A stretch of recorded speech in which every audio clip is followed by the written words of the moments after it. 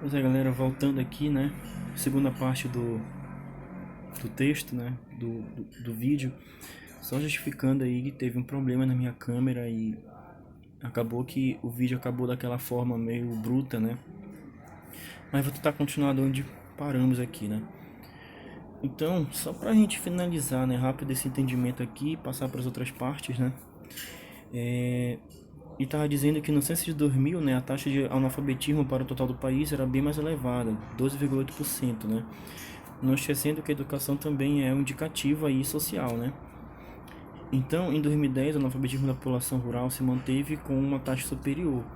Isso significa né, que esses serviços que estão sendo criados, que estão sendo implementados no Brasil, ele ainda não chega com tanta facilidade no campo, né, nas partes rurais, né? Mas nas cidades aí nós temos um contexto diferente. Então, nas cidades, né, a registrada pela população urbana, né, atinge apenas 6,8% dos habitantes. E isso aqui tudo vai estar ligado, né, no caso aí uma queda de 12,8 para 6,8, né, uma queda aí de 6%, né? Tudo isso vai estar ligado, por exemplo, aos programas, né,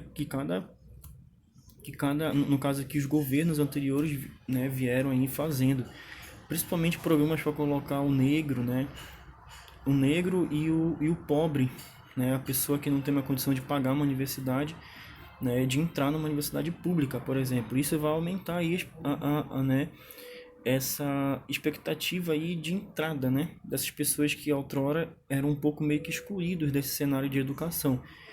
Isso também vai refletir no ensino básico, né? E assim por diante, que é o ensino básico que vai fazer com que essa galera chegue, né, no ensino superior. Então, só para ter uma base aqui, né, que são aí os analfabetos no país em porcentagem, né, por região, de 2012 a 2013. Então, o que está acontecendo aqui, né? Percebemos aí que a maior taxa ainda de analfabetos se encontra na região Nordeste. Nós sabemos que climas, no caso aí, que condições naturais do ambiente também vão estar ligados a isso, né?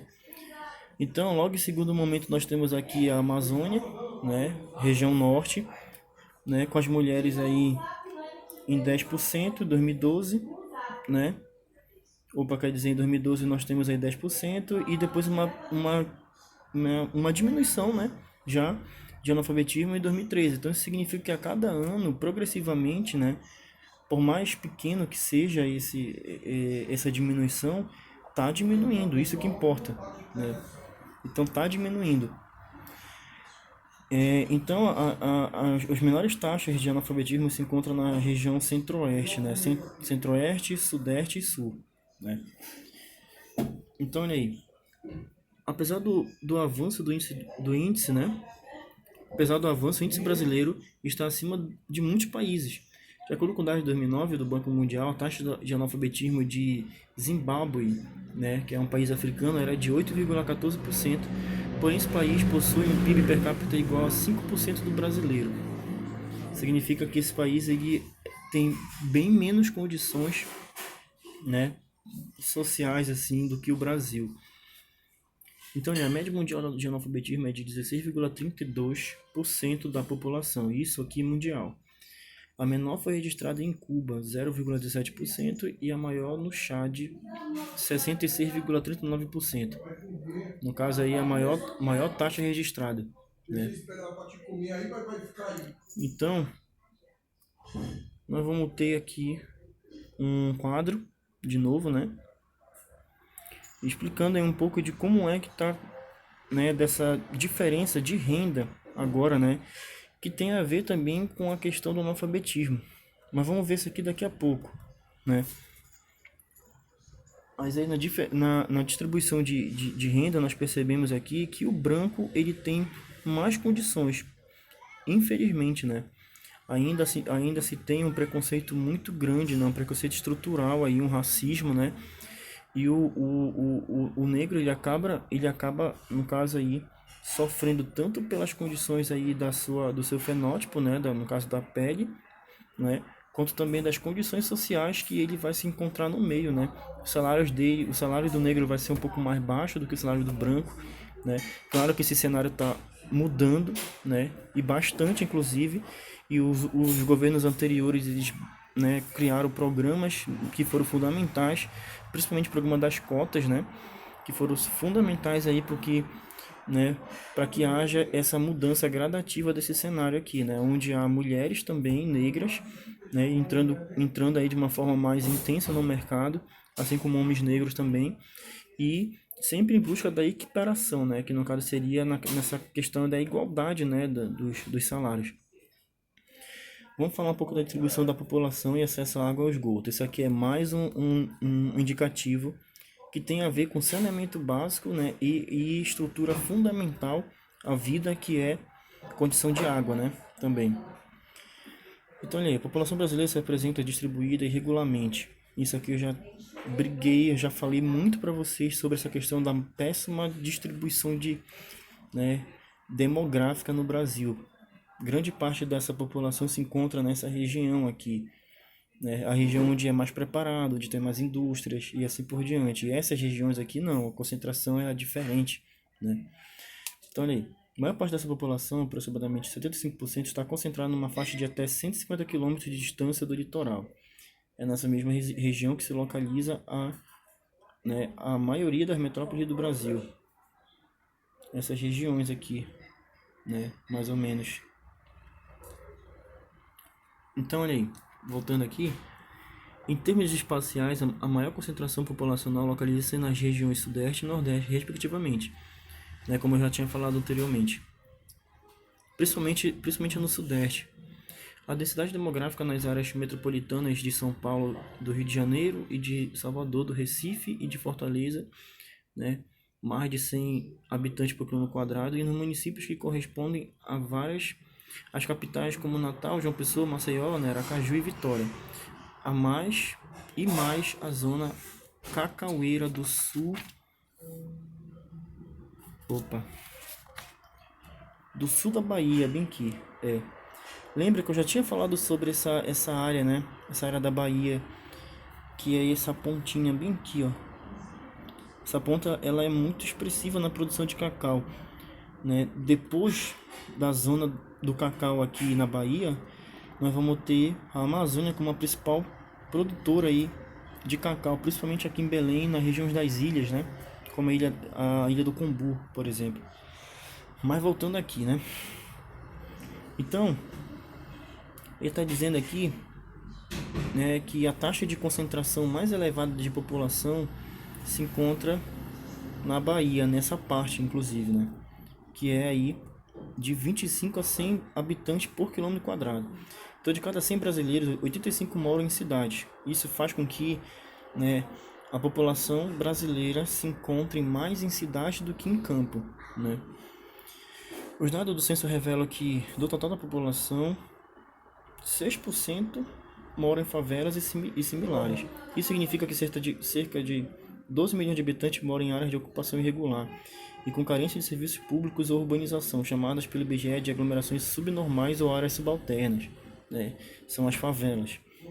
A região norte foi a que apresentou o maior número de pessoas vivendo em favelas, palafitas e similares, com 12% da população local. Isso é muito expressivo. Seguida do sudeste, nordeste, sul e, por fim, do centro-oeste, né? Mas em termos de números absolutos, o Sudeste é a região que reúne o maior contingente de pessoas vivendo nessas áreas, aproximadamente 5,9 milhões de moradores, mais da metade do total do país.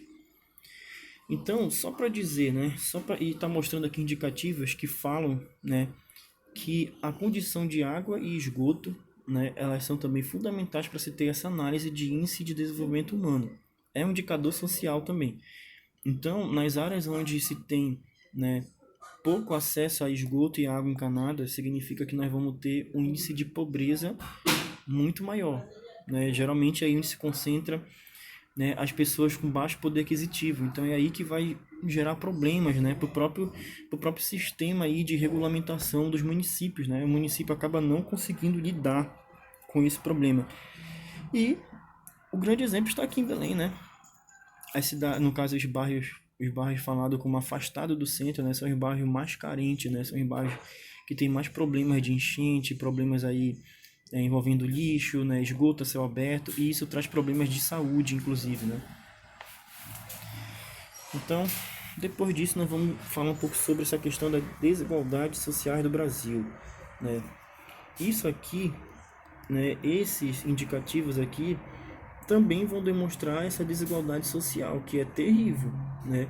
Por exemplo, né, eu posso citar, né, essas áreas daqui de Belém, onde de um lado você tem, né, a criação de condomínios, condomínios aí com padrões, né?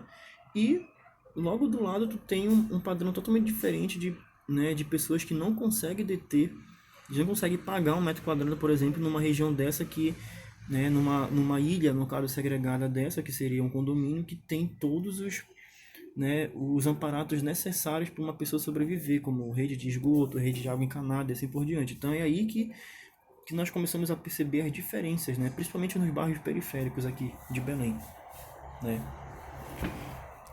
Então aí, ele vai dizer o seguinte, que o Brasil é uma das 10 maiores economias do mundo, né? Encontra-se no privilegiado grupo de países em PIB maior do que 2 trilhões de dólares, né, em 2015. A maior parque industrial do hemisfério sul, não tem conflitos étnicos e religiosos, é de uma democracia aberta e é líder na América do Sul. É classificado como um país emergente, isto é, passou do estágio de pobreza, mas ainda não é rico. No entanto, né, este mesmo Brasil, que figura entre os mais importantes e ricos países do mundo, também está na lista dos que pior distribui. Aqui os mais ricos, 1% da população brasileira, controlam uma renda equivalente a dos 50% mais pobres, segundo o Instituto de Pesquisas Econômicas Aplicadas, o IPEA, em julho de 2010. Então aí, os dados do censo mostram que os 10% mais ricos têm renda média mensal 39 vezes maior do que os 10% mais pobres. Os 10% mais pobres ganham apenas 1,1% do total dos rendimentos dessa galera aqui. Então daí vocês vão perceber que o indicativo que mostra a desigualdade social, ela não está só aplicada, né, nessas condições aí socioeconômicas, né, como acesso à rede de esgoto, acesso à energia, né, acesso aí a saneamento básico, mas também na distribuição da renda. E o Brasil é um dos países do mundo, né, um dos maiores países do mundo com uma taxa muito grande, absurda, de concentração de renda, onde poucas pessoas, né, têm uma grande parte de renda, né, de grana, de riqueza concentrada em suas mãos, enquanto a maioria da população vive às vezes com até um salário mínimo ou até menos que um salário. Então, olha, com isso nós vamos ver rapidinho aqui, né, esse quadro que é a violência e desigualdade racial por unidade federativa, né? Então, olha, aqui eles vão fazer uma comparação, né, dos estados e, né, a questão da violência, né, em cada estado. Então, vão ter do muito alta, né, até a média baixa e baixa. Então, vocês vão verificar que os estados que compõem aqui o Nordeste, né, os estados que compõem aqui, né, parte aqui Norte, Norte, Norte, aqui Nordeste, Nordeste de novo, né, Norte, de novo Nordeste, né. Essa região aqui é região de complexidade alta em termos de violência, porque a desigualdade também é racial, né. Lembre que, como eu falei, que há uma diferenciação de renda também entre o branco e o negro, né. Então o negro acaba sofrendo também pela diminuição do seu salário quando ele consegue um emprego, né. E geralmente essas favelas e essas periferias são formadas por pessoas, né, consideradas negras, né. Por isso que há uma violência, né, e uma desigualdade vista mais pela questão racial também. Então isso é muito preocupante. O Brasil até hoje ainda tem esse nível, no caso, expressivo de violência nessas regiões, que é onde se concentra aí a maior parte da população negra, por exemplo. Diferente desses estados aqui, ó, como São Paulo, Rio Grande do Sul, Santa Catarina, Minas Gerais, Distrito Federal, que são, né, regiões aí que estão marcando índices bem pouco de violência, por exemplo, né? De pessoas vulneráveis, né? Então, isso significa aí a região, né, sul, sudeste, que são as regiões que têm muito mais amparados, né? Principalmente essa galera aí, né, branca, vamos dizer assim. Então, ainda há, sim, infelizmente, um preconceito muito grande no Brasil com a questão de raça. Né? Por isso que a importância de se manter as cotas, né? Também para essa galera negra entrar com mais facilidade na universidade, com mais facilidade de se formar. Diferença de rendimento entre brancos e não brancos, né? Então, em termos étnicos, isso aqui é mais indicativo, tá? Os negros e pardos, mestiços de pretos, brancos e indígenas são a maioria, né, em nossa população. Mais de 50,7% dos brancos vem logo atrás 49,3% da população. Portanto, a soma entre negros e pardos é mais da metade da população. No entanto, estes representam 2/3 da população que vive na pobreza, né? Então, esse mais um indicativo que mostra que essa galera considerada como mestiços, né, que são aí negros e pardos, eu acho que ainda se encontram, né, segundo aí os dados do IBGE, se encontram na pobreza. Mais um indicativo que mostra para vocês quem são as pessoas que sofrem mais, né, em nossa sociedade. E justamente esse conjunto aqui, né, é praticamente a maioria da nossa população, com quase 51%, mais da metade, né? Por isso aí que nós percebemos quanto isso é problemático, né? Então, a distribuição dos brasileiros de 15 a 24 anos de idade, né, que frequentavam a escola, né, branca, preta, né, e parda. Então, o que vai acontecer, né? Houve no ensino fundamental, né, tanto no ensino fundamental como no ensino médio, né, houve um aumento bem expressivo, olha, de gente, né, considerada como preta e parda conseguindo entrar na parte, né, conseguindo ter acesso à educação básica. Os números ainda são poucos, né? Pode ver que houve um crescimento bem razoável, né, quando comparado aí né, aos brancos, né? Então teve aí crescimento de 1%, crescimento aqui de 3%, né? Mais um crescimento aqui de 1% comparado aqui. Não, aqui já teve uma queda, né? Olha só, tá vendo o problema? Então, ao mesmo tempo que nós percebemos que está havendo uma mudança, também está havendo um certo regresso, né? Mas isso não quer dizer que não esteja acontecendo mudanças, né?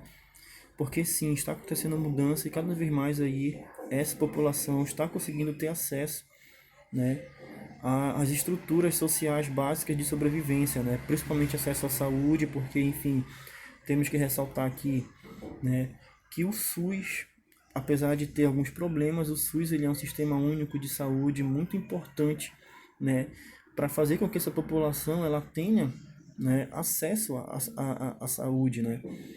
E com isso também é muito importante, além das universidades públicas, né, que oferecem de graça, né, o ensino com muita competência e qualidade para essas pessoas que não têm condição de pagar uma universidade, de pagar um plano de saúde, por exemplo, né? Então isso faz com que esses índices aqui eles acabem aumentando dessa galera, né, que acaba entrando na escola e vice-versa. Então, né, a próxima página eu vou deixar vocês darem uma lida, né, mas que tem a ver um pouco com essa parte do coeficiente de Gini, né, tem a ver justamente com essa análise, né, uma análise aí de renda, inclusive, da população brasileira, né, e eles vão comprovar aquilo que eu já estava falando anteriormente sobre a questão do branco ainda ter um melhor salário, ter melhor acesso, né, no caso aí, os melhores trabalhos, aos melhores cargos também, né, e esse quadro aqui ele vai mostrar, né, países mais desiguais do mundo segundo esse coeficiente. Então ele é muito importante para fazer uma comparação com outros países que também têm problemas sociais. E o Brasil se encontra na 8ª posição. Então significa que por mais que esteja havendo melhorias, né, ainda precisamos melhorar muito, né? Justamente porque, olha, né, apenas 10 nações apresentam maior concentração de renda e o Brasil está no meio. Então significa que grande parte dos problemas que envolvem sociedade, que envolve pobreza, que envolve tudo isso que nós presenciamos no dia a dia aí, né, tem a ver muito com essa grande concentração de renda, né, que o Brasil ainda tem. Poucas pessoas detêm de grande quantidade de dinheiro que às vezes, né, acaba não sendo aplicado para o restante da população. Então aí grande parte da população acaba ficando sem os serviços básicos de saúde, serviços básicos por exemplo, de alimentação, coisas básicas para a vida. É aí que mora o perigo, é aí que nós ainda vemos pessoas passando fome, pessoas ainda ficando sem condições, né, de moradia, acabam indo para as ruas, né, e assim por diante. Então depois aqui a próxima página vai ter um pouco, né, vai falar um pouco sobre o IDH de novo, né. No caso aí, numa crise, vocês vão dar uma lida nisso depois, né? E o programa Bolsa Família, né? Que vocês vão dar uma olhada aqui, vão perceber qual é a importância de se manter o Bolsa Família, né? Ele tem suas devidas importâncias, mas que deve ser regulamentado, né? Justamente para se evitar fraudes, mas o Bolsa Família também foi um grande programa que fez com que muitas pessoas saíssem do quadro de miséria, por exemplo, né? Então, eu espero que vocês tenham compreendido, né? Esse segundo momento aqui, esse segundo vídeo, né? Porque o outro, enfim, né? Pedindo aí desculpa, porque eu tomei com uma crise de sinusite aqui, essas coisas todas. Então, vocês vão escutar alguns barulhos estranhos, mas, né? É isso. Espero que vocês tenham entendido e qualquer dúvida, estão por aqui.